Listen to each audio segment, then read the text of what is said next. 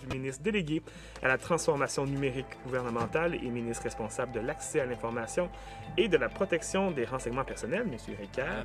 Avec la pandémie, la transformation numérique s'est accélérée d'une façon exponentielle.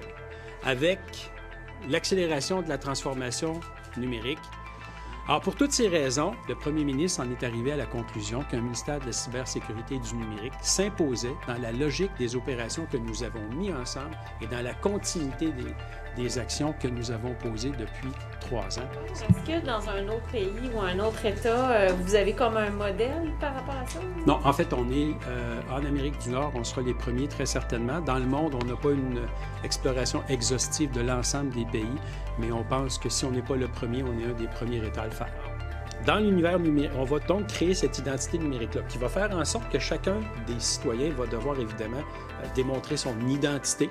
Ensuite, va faire partie de l'identification numérique qui va être gérée par le gouvernement du Québec. Donc, vous, M. Laforêt, vous allez nous démontrer que vous êtes bel et bien Alain Laforêt. On crée votre identité numérique.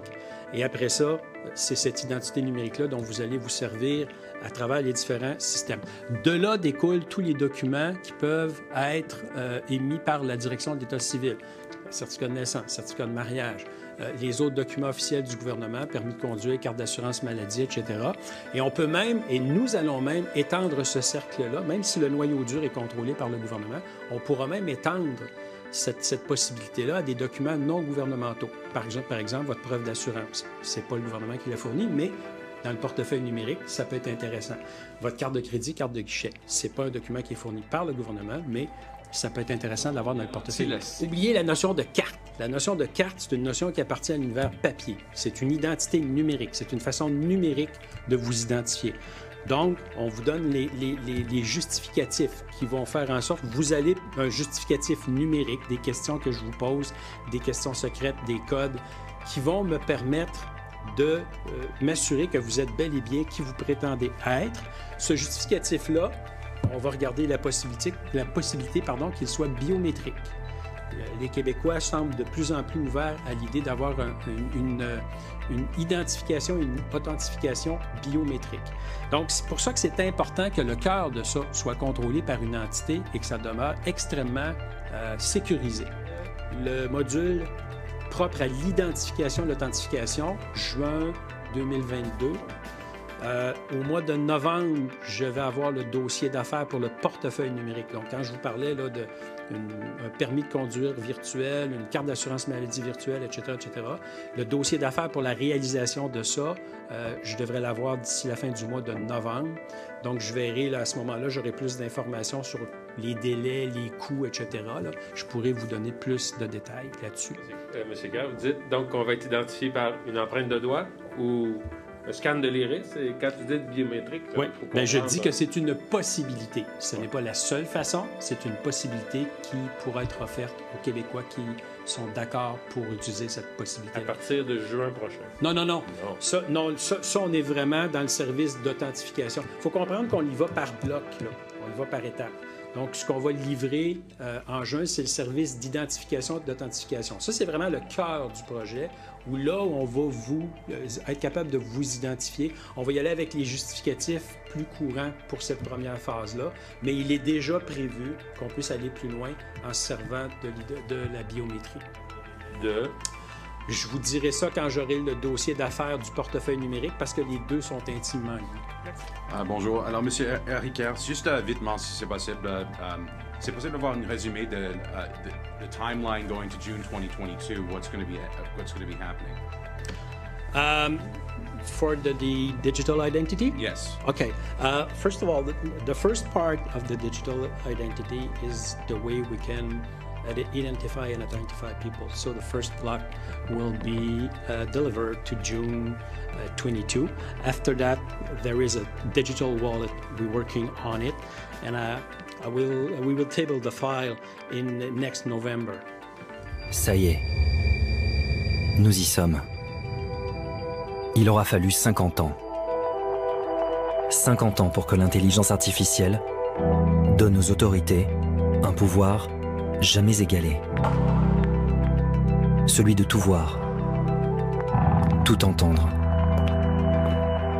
partout. Tout le temps. Je pense qu'on est rendu au digital maintenant. Je souhaite très fortement, vous connaissez mon petit côté TI. Surveillé en permanence par des caméras intelligentes à reconnaissance faciale capables de mettre une identité sur un visage en temps réel. Hier soir, le Parlement européen a voté par 468 voix contre 203 le principe du passeport sanitaire, c'est-à-dire du traçage généralisé des Européens.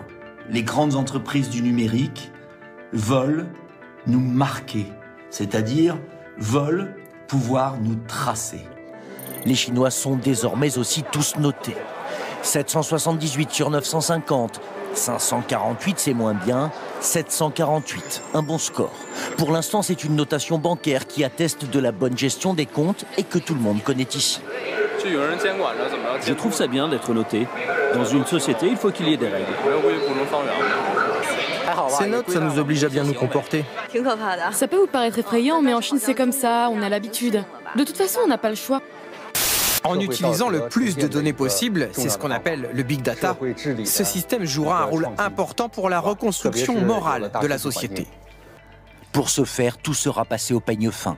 Situation financière, habitudes de consommation, carrière professionnelle, jusqu'au comportement sur les réseaux sociaux. Critiquer le gouvernement sur Internet ou exhiber des signes extérieurs de richesse, mauvais score. En revanche, des louanges au parti ou un don de sang augmentera votre crédit social.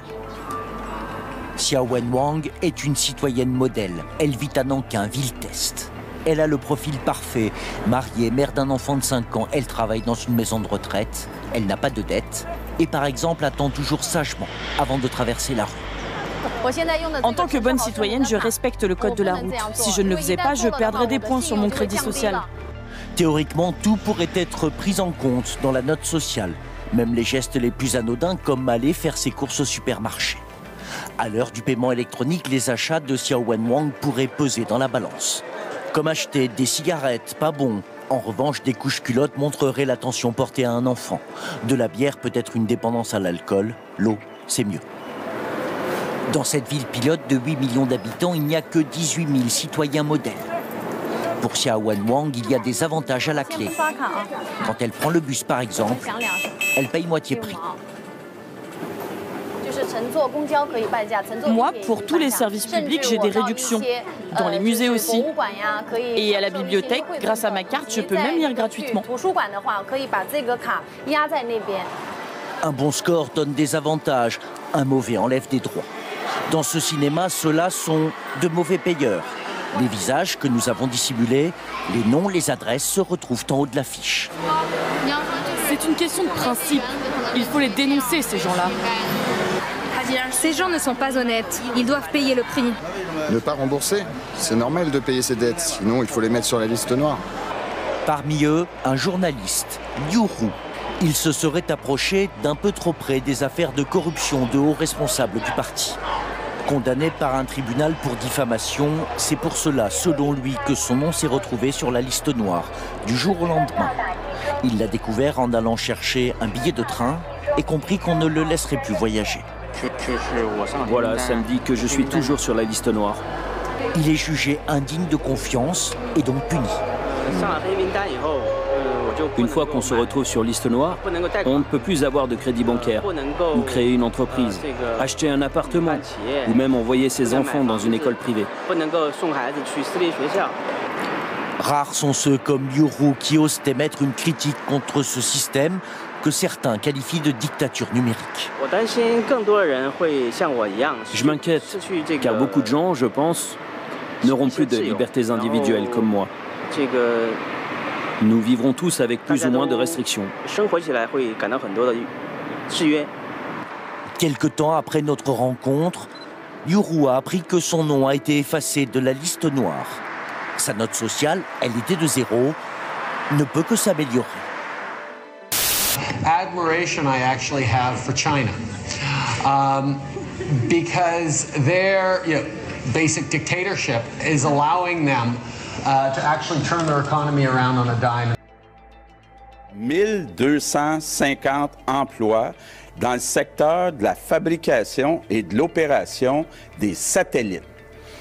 La révolution numérique va-t-elle transformer notre monde en une planète? Et avec la pandémie, c'est important de comprendre que s'il y a un bon côté à la pandémie, c'est qu'il y a une opportunité de développer une nouvelle économie. Une économie qui va être beaucoup plus basée sur les technologies de l'information, sur l'intelligence artificielle.